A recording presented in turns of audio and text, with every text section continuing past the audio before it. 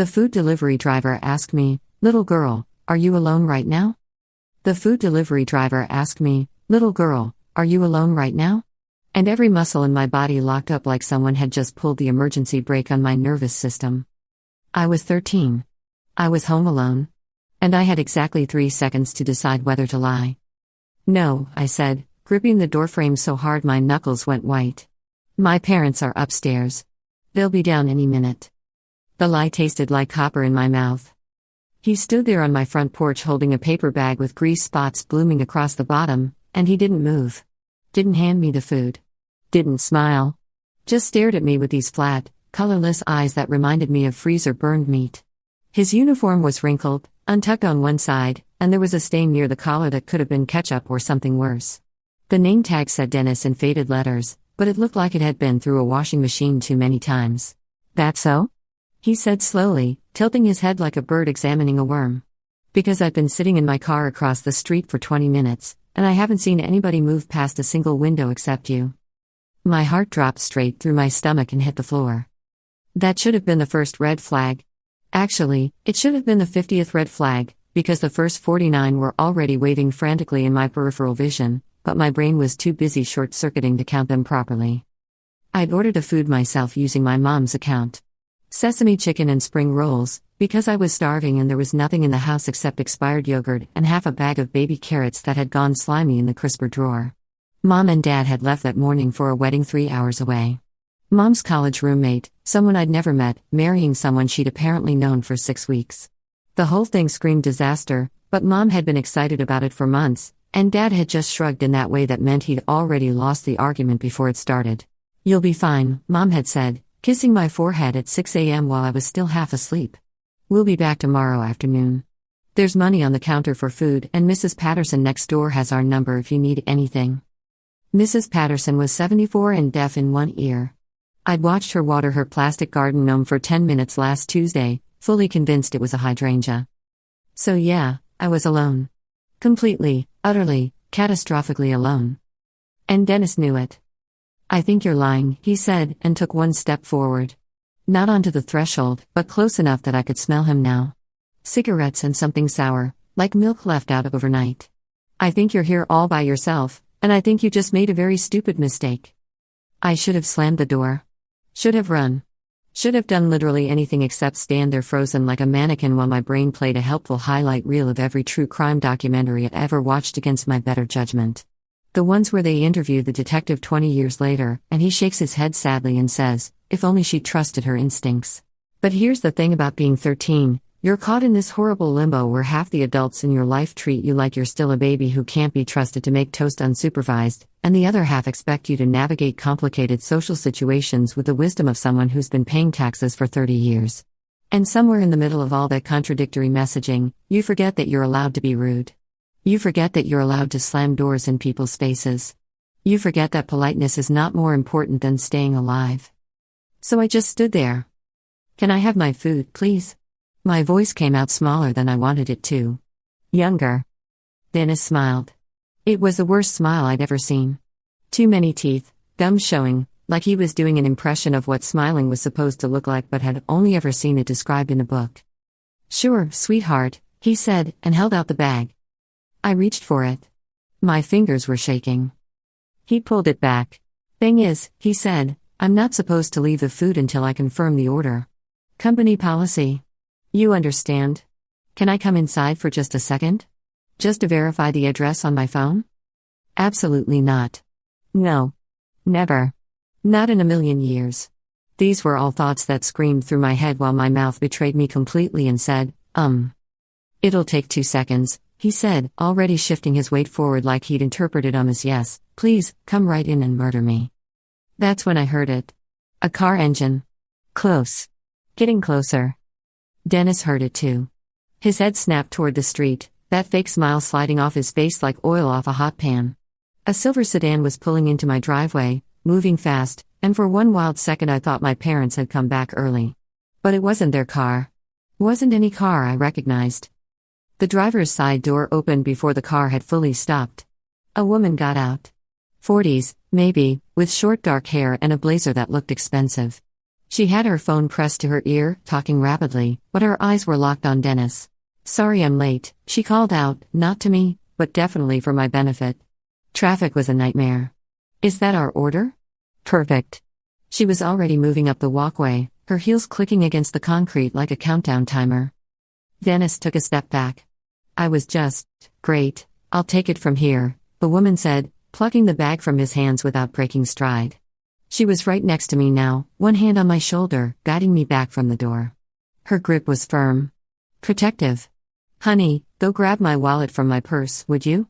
I need to tip this gentleman." I wasn't her honey. I'd never seen this woman before in my life. But I also wasn't an idiot. "Okay, Mom," I said, and ducked back into the house. From the kitchen, I could hear them on the porch. The woman's voice, still pleasant but harder now, like steel wrapped in velvet. "You know, it's funny. I've been working from home all day, and I could have sworn I saw your car parked across the street for almost half an hour.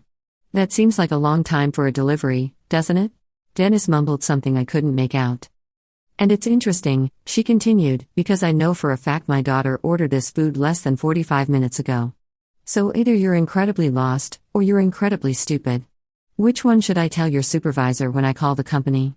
Because I've got your plate number, your employee ID from that name tag, and a very clear video of you standing on my porch asking my 13-year-old if she was home alone. How do you think that conversation's going to go?" Silence. Then footsteps. Fast. Moving away. I peeked around the corner in time to see Dennis practically running back to his car, a beat-up Honda with a dented bumper and a missing hubcap. He didn't look back. Just got in, started the engine, and peeled out of there like the street was on fire. The woman watched him go. Then she turned and looked straight at me through the window. Her expression was impossible to read. I opened the door slowly. "Thank you," I said. My voice shook. "Thank you so much. I don't know what would have happened if you hadn't. You should never have opened that door," she said. Not mean, exactly, but not warm either. Matter of fact. Never, ever open the door when you're home alone. I don't care if it's a delivery driver, a police officer, or the President of the United States. You call through the door, you look through the peephole, but you do not open it. Understand? I nodded, feeling about 6 years old. She sighed, and some of the hardness went out of her face. "I'm Claire. I live 3 houses down. The one with the blue shutters. I was working in my home office when I saw that car park across the street, and I saw the driver just sitting there, watching your house. At first I thought maybe he was on a break or something, but he kept staring at your windows. Then he got out and walked up here, and I saw you answer the door, and she shook her head. My daughter's about your age. I couldn't just sit there. I thought he was just a delivery driver," I said quietly. "I thought I was being paranoid." "Paranoid keeps you alive," Claire said bluntly. She held out the food. "This is yours. It's probably cold by now, but it's paid for." I took the bag. The grease spots had spread. "Are you really going to call his company?" "Already did," she said, holding up her phone. "While I was walking up your driveway. They're sending his supervisor to meet with police right now. That guy's done." Something in my chest loosened. "Good." Claire studied me for a moment. "Are your parents really coming home soon?" I could have lied again. Probably should have. But something about the way she'd materialized out of nowhere, the way she'd stood between me and Dennis without hesitating, made me feel like maybe telling the truth was okay for once. "Tomorrow afternoon," I admitted. "They're at a wedding." She was quiet for a long moment. Then, "Do you have my number?" "No." She pulled out a business card from her blazer pocket and handed it to me. "Claire Mendoza, Risk Assessment Consultant." There was a cell number at the bottom. "I'm working from home all day tomorrow. If you need anything, call me. If you hear anything weird, call me. If you just want someone to know you're okay, call me. Understood?" "Understood." "And lock this door behind me. Deadbolt too." She waited on the porch until she heard both locks click into place. Then her footsteps faded away, and I was alone again. But somehow, it felt different this time. I ate my sesame chicken cold, sitting on the kitchen floor with my back against the cabinets, Claire's business card propped up against the salt shaker where I could see it. I didn't have much appetite anymore, but I forced myself to eat anyway, mechanical and joyless, because not eating felt like letting Dennis win somehow. My phone buzzed. "Mom. How's everything? Be hating yourself?" Smiley face emoji. I stared at the message for a long time. I could tell her. Should tell her. But I could already imagine the response: immediate panic, frantic phone calls, probably them leaving the wedding early and driving home in a state of high anxiety. And then what? They'd feel guilty for leaving me. I'd feel guilty for ruining their trip. Nobody would win except Dennis, who'd have successfully blown up our whole weekend from 3 towns away. All good. Ordered Chinese food. Living like a queen, crown emoji. That's my girl. See you tomorrow. Love you. Love you too. I set the phone down and wrapped my arms around my knees. I wanted to cry, but the tears wouldn't come. It was like my brain had hit some kind of emergency shutdown and decided that crying was too dangerous right now, too distracting, so instead I just sat there feeling hollow and strange and too aware of every sound the house made if it settled around me. The refrigerator hummed. The furnace clicked on. Somewhere upstairs, something creaked. Every noise was suddenly sinister. I grabbed my phone and pulled up the search bar, typing with shaky fingers, "Delivery driver attacks home alone." The results loaded. I wish they hadn't. Teen girl attacked by delivery driver in suburban home. Fake delivery driver ruse used in multiple break-ins. How predators target young people home alone. I clicked on the first article before I could stop myself. A 16-year-old in Ohio. She'd ordered pizza. The driver had asked to use her bathroom. By the time she realized he'd locked the front door behind him, it was too late. She'd managed to escape through a second-floor window. Broken ankle. Facial lacerations. Permanent scarring, the article said, both physical and psychological. That could have been me. The thought sat in my stomach like a stone. I should have been smarter. Should have known better. Should have listened to every safety lecture I'd ever rolled my eyes at, every stranger danger assembly I'd dozed through in elementary school, every true crime podcast that had made me think, well, that would never happen to me because I'm not stupid enough to. Except I had been. I had been exactly that stupid. I'd opened the door. I'd stood there talking to him. I'd hesitated when he asked to come inside, and that hesitation was basically a neon sign that said, "This girl can be manipulated." My hands were shaking again. I shoved the phone away and buried my face in my knees, trying to breathe normally, trying to remember what my therapist had said about grounding techniques. 5 things you can see. 4 things you can hear. 3 things you can touch. But all I could see was Dennis's face. All I could hear was his voice. All I could feel was the phantom weight of his stare. Hours passed. I'm not sure how many. I moved through the house like a ghost, checking locks, pulling curtains, turning on every light on the first floor until the whole place was blazing like a hospital. I dragged my comforter downstairs and made a nest on the couch, positioning myself where I could see both the front door and the sliding glass door to the backyard. I kept Claire's card in my hand, the edges getting soft from how tightly I was gripping it. Around midnight, my phone buzzed again. Unknown number. My heart stopped. I stared at the screen, terror flooding through me, because how would Dennis have my number? Had he looked up the account? Tracked me down? Was he calling to tell me he knew where I lived, knew I was alone, knew he'd be back? The phone buzzed again. I had to answer it. Had to know. Hello? My voice barely worked. Hi sweetie, it's Claire. From down the street. I realized I never got your number, so I'm calling so you'll have mine saved. Is that okay? The relief was so intense I almost laughed. Almost cried. Did neither, just made a weird strangled sound that could have been either. That's okay, I managed. Thank you. Have you eaten anything besides Chinese food? Not really. There's a casserole dish on your front porch. Tuna noodle. I know it's kind of old-fashioned, but my daughter loves it, so I made extra. It's still warm. Can you grab it? I walked to the door, looked through the peephole, saw nothing but an empty porch and a covered dish sitting on the welcome mat. I opened the door exactly 1 inch, just enough to hook my fingers around the casserole dish, and pulled it inside so fast I nearly dropped it.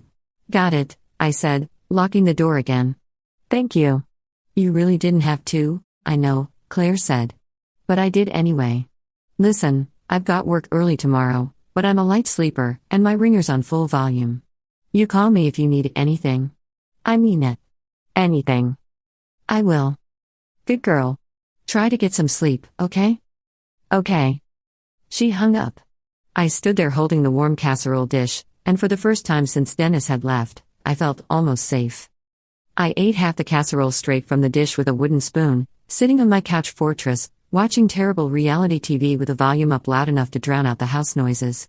Eventually, exhaustion won. I fell asleep sometime around 3 a.m., the TV still playing, every light in the house still on. I dreamed about Dennis. Of course I did. But in the dream, when he asked if I was alone, I said yes. I said yes and stepped back, and he came inside, and the door closed behind him with a click that sounded like a coffin lid, and then I couldn't wake up. Couldn't. I jolted awake to daylight streaming through the windows and my phone ringing. Mom's name on the screen. Hello? Good morning, sweetheart. We're about to leave the hotel.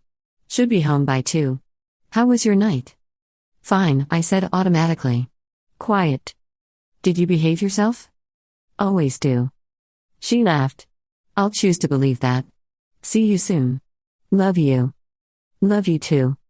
I hung up and checked the time. 9:30 a.m. 4.5 hours until they got home. I could do this. I'd survive the night. I could survive 4 more hours. I spent the morning cleaning up evidence of my panic, putting away the couch fortress, returning my comforter upstairs, turning off unnecessary lights, making everything look normal and fine and like nothing had happened. Because nothing had happened, technically. A creepy delivery driver had shown up, a neighbor had intervened, he'd left, end of story. No harm, no foul. I was fine. I was fine. I was fine. I kept repeating it like a mantra while I showered, while I got dressed, while I returned Claire's empty casserole dish to her porch with a thank you note. I was fine. Everything was fine. This was all fine. At 11:47 a.m., someone knocked on the door. My entire body went rigid. I was upstairs in my room, folding laundry because it gave my hands something to do, and at the sound of that knock, every cell in my body screamed, Dennis. He'd come back. Of course he'd come back. He'd waited until morning when he figured I'd be tired, less alert, easier to manipulate. Or maybe he'd never left. Maybe he'd been circling the block all night, waiting for the right moment, and now, the knock came again. Harder this time. More insistent. I pulled out my phone with shaking hands and crept to the window, staying low, trying to see the porch from an angle. Not Dennis. A police car in the driveway. 2 officers on the porch, 1 male, 1 female. Relief and confusion hit me simultaneously. I ran downstairs and checked the peephole to be sure, saw the uniforms, saw their badges, then opened the door but kept the chain lock engaged. Can I help you? I tried to sound normal. Older. Like someone who definitely wasn't home alone. The female officer smiled. She had kind eyes. Hi there. Are your parents home? They're upstairs, I lied automatically. Do you need them? We're following up on a report from yesterday evening. A delivery driver behaving suspiciously at this address. A neighbor called it in. We'd like to speak with whoever answered the door to the delivery driver, if possible. My mind raced. Claire had really called the police. And now the police were here, and I could tell them everything, but that meant admitting I'd been home alone, which would definitely get back to my parents somehow, which meant the male officer was looking past me into the house, his expression neutral but alert. Miss, if you're home alone right now, that's okay. You're not in trouble. We just need to ask you some questions about what happened. Something in his voice made me believe him. Made the lie I was halfway through forming die in my throat. I'm alone, I admitted quietly. But my parents are coming home in a few hours.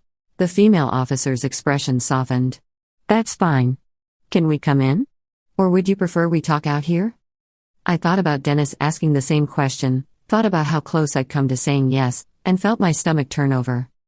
Out here is fine.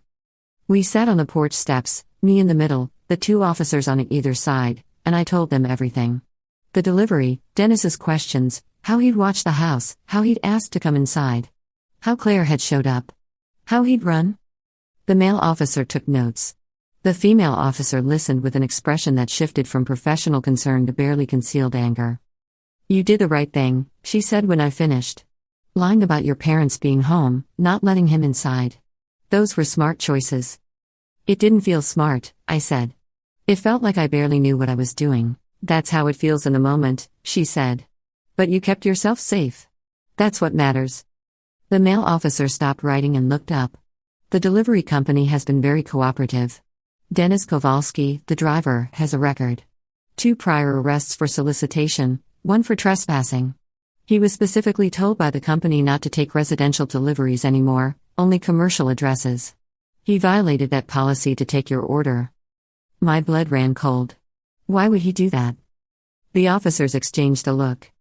We don't know yet, the female officer said carefully. But we're investigating. He's been terminated from the company, and we've got a restraining order in place. He's not allowed within 500 feet of this address. Do you think he was planning to? I couldn't finish the sentence. We don't speculate, the male officer said, but his jaw was tight. But we're treating this seriously. Very seriously. They gave me their card, told me to call immediately if I saw Dennis again, if anything weird happened, if I felt unsafe for any reason. They asked if I needed them to wait until my parents got home. I said no, because it was only 2 more hours, and besides, Claire was 3 houses down, and I had all these numbers now, all these people who knew what had happened. I wasn't really alone anymore. Not the way I'd been yesterday. After they left, I sat on the porch for a while, holding their card and Claire's card and thinking about how many things had to go right for me to be sitting here safely. If I'd ordered from a different restaurant. If Claire hadn't been working from home. If she hadn't happened to look out her window at the right moment. If she hadn't decided to intervene. How many other girls weren't so lucky? At exactly 2:15 p.m., my parents' car pulled into the driveway. Mom got out first, waving, calling out, "We're home. Did you miss us?" I walked out to meet them, and when Mom hugged me, I held on longer than usual. Long enough that she pulled back and looked at me with concern. Everything okay? I should have told her everything right then. Should have explained about Dennis, about Claire, about the police. Should have let her know that I'd spent the night terrified, that I'd learned exactly how vulnerable I was, that I'd never open a door to a stranger again. But she looked so happy. Tired from the drive, but happy. Relaxed. Like the wedding had been good, like the weekend had been exactly what she needed. And I couldn't bear to ruin it. Everything's fine, I said. I just missed you. She smiled and kissed my forehead. I missed you too, sweetheart. Come on, let's go inside. I want to hear about your whole weekend. So I followed them inside, and I told them about the Chinese food and the reality TV and the tuna casserole from the nice neighbor down the street. I told them everything except the parts that mattered. Later that night, lying in my room with my door locked and my parents safely downstairs watching a movie, I pulled out my phone and typed a text to Claire. Thank you for saving my life yesterday. I mean it. Thank you. Her response came 30 seconds later. You saved yourself by not letting him inside. I just ran him off. You're stronger than you think. But call me next time, okay? Don't wait for me to happen to look out the window. Promise? Promise. Good. Now get some sleep. You earned it. I set the phone down and stared at the ceiling, listening to the sounds of my house, my family, my safe and normal life continuing around me like nothing had happened. Because nothing had happened. Not really. A man had asked me a question, and I'd lied, and someone had helped me, and he'd left. That was all. Simple. Clean. Over. Except I couldn't stop thinking about the way Dennis had looked at me. Like I was prey. Like I was something to be taken. And I couldn't stop thinking about how close I'd come to opening that door all the way. 3 days later, the female police officer called. Dennis had been arrested. Not for what he'd done at my house, not enough evidence for that, apparently, just his word against mine, but for what he'd done at the house he'd visited after mine. Different neighborhood. Different girl. 15 years old. She'd been alone too. But she'd let him inside.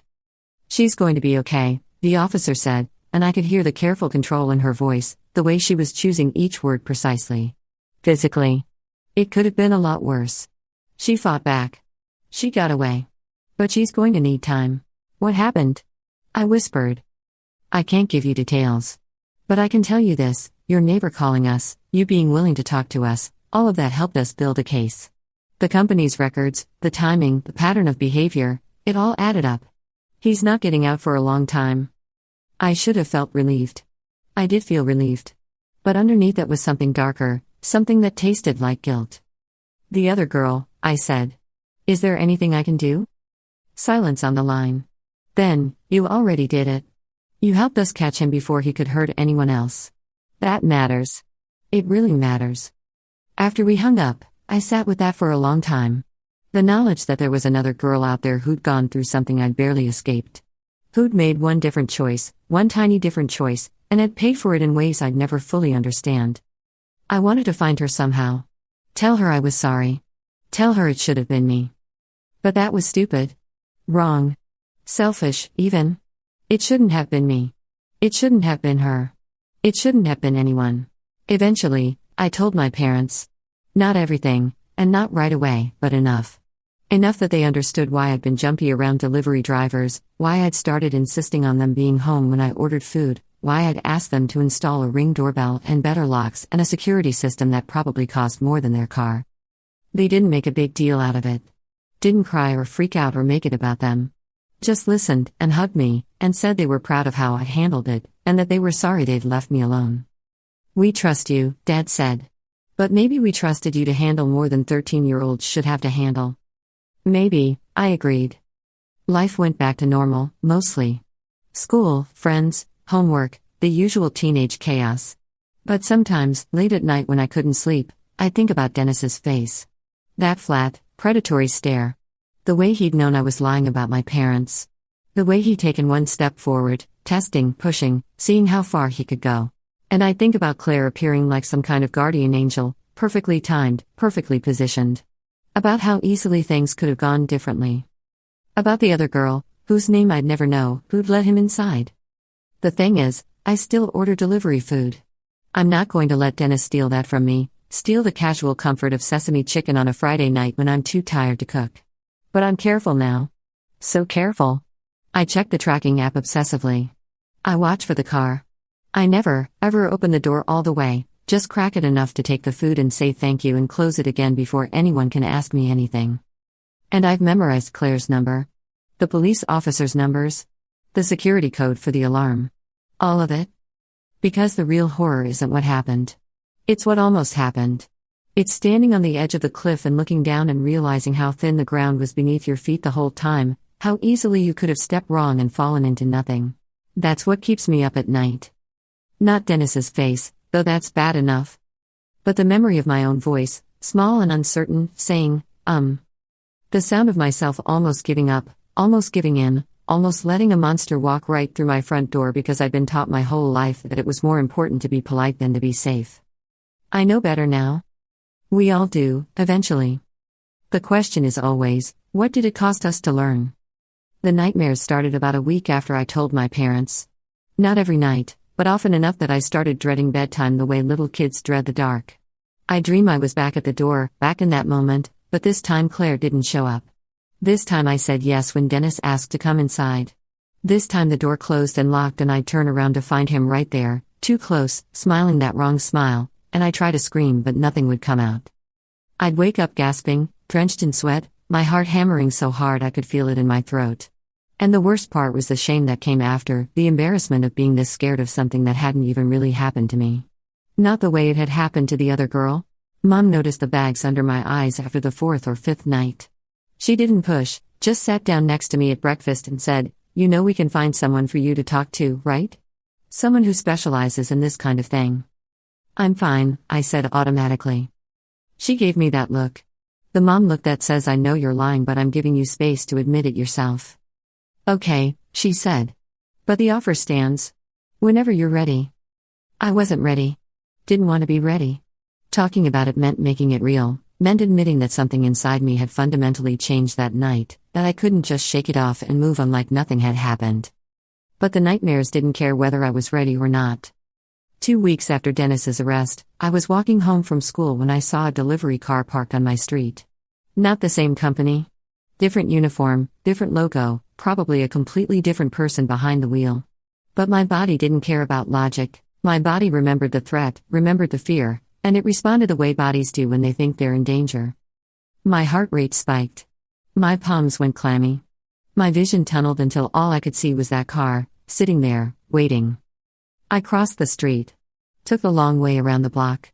Came at my house from the opposite direction, the whole time watching that car in my peripheral vision, waiting for the door to open, waiting for Dennis to step out even though Dennis was in jail, even though this wasn't him, even though I was being completely irrational. The car pulled away before I reached my house. Normal delivery completed. Nothing sinister. Just my brain misfiring, seeing patterns where there weren't any, trying to protect me from a threat that no longer existed. I made it to my front door and fumbled with my keys so badly I dropped them twice before I could get the door unlocked. Once inside, I slid down the wall and sat on the floor of the entryway, breathing hard, feeling stupid and angry and scared all at once. This was what Dennis had taken from me. Not just that one night of fear, but all the nights after. All the normal moments that would now trigger panic. All the casual interactions that would now require careful calculation and threat assessment. I pulled out my phone and, before I could talk myself out of it, texted Mom. "I think I need to talk to someone." Her response was almost instant. "I'll make some calls. Love you. Proud of you." Dr. Sarah Chen had an office that looked nothing like I'd expected.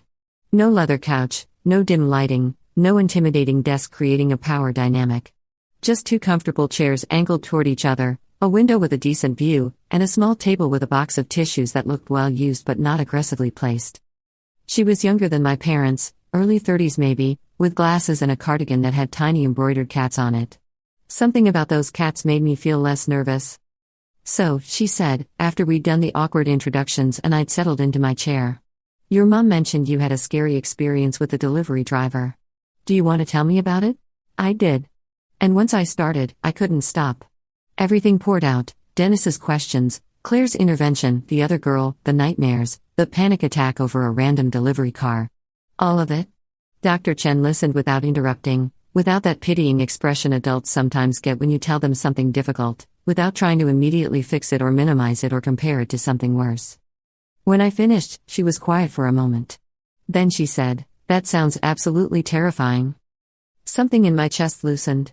She didn't say "but you're safe now," or at least nothing really happened. She just acknowledged that it was terrifying. That was enough. "The thing is," I said, "I feel stupid for being this affected by it. Because nothing actually happened to me. Not like what happened to that other girl.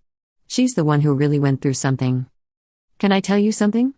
Dr. Chen leaned forward slightly. "Trauma isn't a competition. What happened to you was real and scary and violated your sense of safety in your own home. The fact that something worse could have happened doesn't make what did happen any less valid. Your fear is real. Your response is real. And it's not stupid. It feels stupid," I said quietly. "I know. But feelings and facts aren't always the same thing." Over the next few months, I saw Dr. Chen once a week. We talked about anxiety, about threat perception, about how the brain processes danger and sometimes gets a little overzealous in trying to protect us. She taught me breathing techniques, grounding exercises, ways to talk myself down when I felt panic rising. But more importantly, she helped me understand that what I was experiencing was normal. That anyone who'd been through what I'd been through would probably respond the same way. That I wasn't broken or weak or overreacting. "You're recalibrating," she explained during one session. "Your brain thought the world was one level of safe, and then something happened that proved it wasn't as safe as you thought. Now your brain is trying to figure out the new normal. It's overshooting right now, seeing danger everywhere, but eventually it'll find a balance." "How long does that take?" She smiled sympathetically. "Depends on the person. But you're doing the work, which means you're already on your way." The work was harder than I'd expected. It meant sitting with uncomfortable feelings instead of pushing them away. It meant acknowledging that I was scared without letting the fear control me. It meant going to therapy even when I didn't feel like talking, even when it seemed easier to just pretend everything was fine. But slowly, gradually, things did get better. The nightmares became less frequent. I could walk past delivery cars without my heart rate spiking. I could answer the door when packages arrived, as long as my parents were home. Claire checked in on me regularly. She'd text every few days, usually something casual, a funny meme, a question about homework, a picture of her daughter's science project that had somehow caught fire in a completely non-dangerous way. Just little reminders that she was there, that she cared, that I wasn't alone in this. One afternoon, about 3 months after everything happened, she invited me over for cookies. Her daughter Emma was there, 13 like me, with braces and a sarcastic sense of humor that made me laugh for the first time in weeks. We sat in Claire's kitchen eating warm chocolate chip cookies, and Emma complained about her algebra teacher, and Claire rolled her eyes affectionately, and for a moment everything felt wonderfully, blessedly normal. As I was leaving, Claire walked me to the door. "You're doing really well," she said. "I can tell." "Thanks to you," I said. "If you hadn't shown up that night, you would have figured something out," she interrupted gently. "You're resourceful. You're smart." I just sped up the timeline a little. Still. Thank you. She hugged me. Anytime. Literally anytime. At school, nobody knew what had happened. I kept it private, didn't want to become that girl who'd almost been kidnapped or assaulted or whatever version of the story would have spread through the hallways. But my best friend Maya noticed I was different, quieter, more anxious about things that used to not bother me. You okay? She asked one day at lunch, watching me check my phone for the third time in 10 minutes. I wanted to tell her. Almost did. But the words stuck in my throat, heavy and complicated, and I didn't know how to explain that I was both fine and completely not fine at the same time. Just tired, I said instead. Lots of homework. She didn't look convinced, but she let it go. That was the thing about good friends, they knew when to push and when to give you space. The school year ended. Summer arrived, hot and lazy and full of possibilities. I went to the pool, hung out with friends, binge-watched TV shows, did all the normal teenage summer things. And most of the time, I was fine. Really fine, not just pretending. But sometimes, when I was home alone, because eventually my parents had to start leaving me alone again, because I couldn't live in a protective bubble forever, I'd hear a sound outside and freeze. A car door slamming. Footsteps on the sidewalk. Someone's voice drifting through an open window. And for just a second, I'd be back there. Back at the door. Back in that moment of terrible uncertainty where I didn't know what was going to happen next, only that it was probably bad. Then I'd breathe. Count to 5. Remind myself, I'm safe. Dennis is in jail. Claire is 3 houses down. My parents are a phone call away. I have a security system. I have pepper spray on my keychain now, courtesy of Mom's aggressive Amazon shopping after I told her everything. I have tools and resources and people who care about me. I'm not the helpless girl at the door anymore. Except sometimes I still feel like her. Dr. Chen said that was okay too. Said healing wasn't linear, that there would be good days and bad days, that progress sometimes looked like taking 3 steps forward and 2 steps back. The important thing was that I was still moving, still trying, still refusing to let one bad night define the rest of my life. In August, the prosecutor's office called. They wanted me to testify at Dennis's trial. Not required, they emphasized, but my statement could help establish a pattern of behavior. Could help make sure he stayed in prison for as long as possible. The thought of seeing him again, even in a courtroom, even surrounded by lawyers and bailiffs and my parents, made me want to throw up. But the thought of that other girl having to face him alone made me feel even worse. I said yes. My parents came with me, obviously. So did Claire, which surprised me until she explained that she'd been subpoenaed too. We sat in a waiting room for what felt like hours, not talking much, just existing in that weird liminal space where you're simultaneously bored and terrified. When they called my name, my legs felt like water. Mom squeezed my hand. Dad kissed my forehead. Claire gave me a nod that somehow contained both encouragement and the promise that if I couldn't do this, that was okay too. I walked into that courtroom and saw Dennis sitting at the defense table. He looked smaller than I remembered. Less threatening. Almost pathetic in his ill-fitting suit and awkward posture. But when he looked at me, his eyes were the same. Flat. Cold. Predatory. I looked away and focused on the prosecutor, a woman with severe hair and a kind smile. She asked me questions I'd practiced answering with Dr. Chen. What happened that night? What did Dennis say? What did he do? How did it make me feel? I answered honestly. Tried to keep my voice steady. Tried to remember that I wasn't the one on trial here, that I hadn't done anything wrong, that telling the truth was the bravest thing I could do. Dennis's lawyer tried to make it seem like I'd misunderstood, like Dennis was just being friendly, like maybe I'd watched too many scary movies and let my imagination run wild. But I stuck to my story. Because it wasn't a story. It was what happened. The whole thing took maybe 20 minutes. Then I was dismissed, and I walked out of that courtroom on shaky legs, and Mom and Dad were there, and Claire was there, and I was done. I'd done it. 3 weeks later, the verdict came in. Guilty on multiple counts. 15 years minimum. Dr. Chen asked how I felt about it during our next session. Relieved, I said. But also weird? Like, 15 years sounds like a long time, but it's not forever. He'll get out eventually. He'll be older, but he'll still be him. And what happens then? That's a valid concern, she said. But also remember, a lot can happen in 15 years. You'll be 28. Different person, different life, different level of capability to handle things. And he'll be in the system, on parole, monitored. It's not the same as him being free to do whatever he wants. I guess. Plus, she added, you can't spend the next 15 years worrying about what might happen when he gets out. That's giving him power over your future that he doesn't deserve. You've taken your power back by testifying, by healing, by not letting this destroy you. Don't give it back to him now. She was right. I knew she was right. But knowing something intellectually and feeling it emotionally are two very different things. Still, I tried. Kept going to therapy. Kept practicing my coping skills. Kept living my life as normally as I could.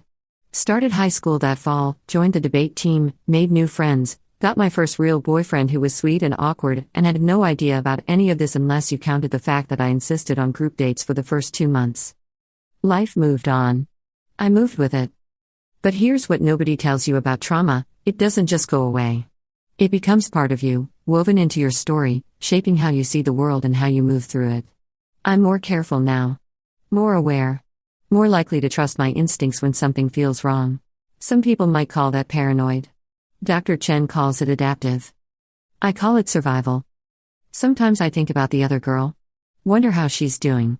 If she got therapy too. If she has nightmares. If she's angry that I got lucky and she didn't, even though luck had nothing to do with it, really. Just timing and chance and a neighbor who happened to be looking out her window at exactly the right moment. I hope she's okay. I hope she's healing. I hope she knows it wasn't her fault. Because it wasn't my fault either, and it took me a long time to really believe that. To stop wondering what I could have done differently, what I should have known, how I should have been smarter or more careful or less trusting. The truth is, I was a 13-year-old kid who ordered Chinese food. That's all. Everything that happened after that was on Dennis. His choices. His actions. His fault. Not mine. Never mine. It's been almost 2 years now since that night. I'm 15. I still live in the same house, still see Claire regularly, still go to therapy once a month for maintenance. The nightmares are rare now.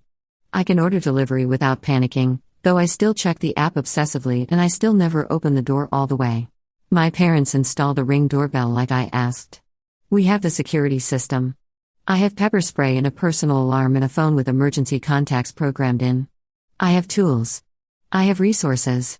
I have people who care about me and take my safety seriously. But more than that, I have something I didn't have before, the knowledge that I can survive scary things. That I can face something terrible and come out the other side different but not destroyed. That I'm stronger than I thought I was. The food delivery driver asked me, "Little girl, are you alone right now?" And I survived answering that question. I survived the fear. The uncertainty. The nightmares. The panic attacks. The court testimony.